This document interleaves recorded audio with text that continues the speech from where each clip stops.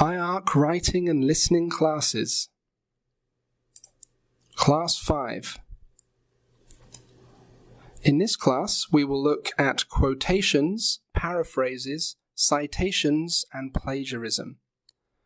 These are 4 very important terms, so we need to understand what they mean. As you can see here, there are 4 terms. Think about what they mean in Japanese. Quote means inyo in Japanese. Paraphrase means iikae in Japanese. Citation also means inyo in Japanese. Plagiarism means tosaku or hyosetsu in Japanese. As we can see, particularly with quotation and citation, the Japanese terms are a little bit vague. Let's think about what they look like. Looking at these terms, we can write them in English like this. A quotation is when you copy someone else's words exactly and use them in your essay.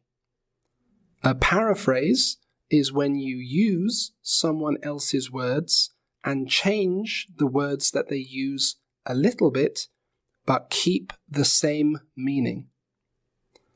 A citation is a complicated process, but it can often be thought of as the bracket part after a quote or a paraphrase.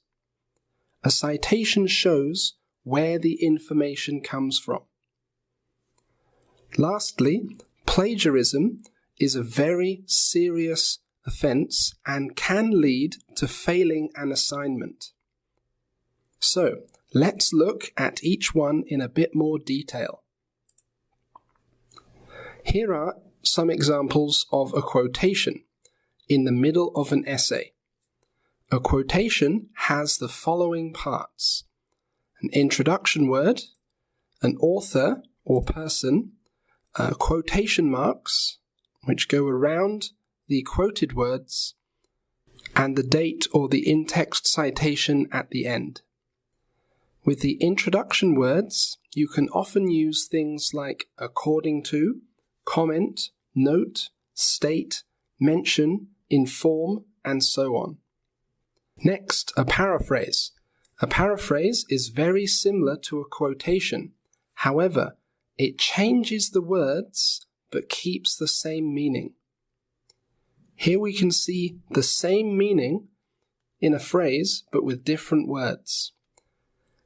As you can see, it still has the introduction word, the author word, the data or the quoted words, and the date at the end. Lastly, thinking of a citation is actually 2 parts. It has an in-text citation and a post-text citation.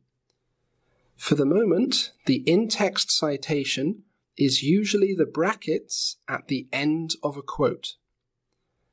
This is where we put the date or sometimes the person as well. If you don't have a date for the source is not a very good source to use. However, if you need to use the source, you can use ND in the brackets like this.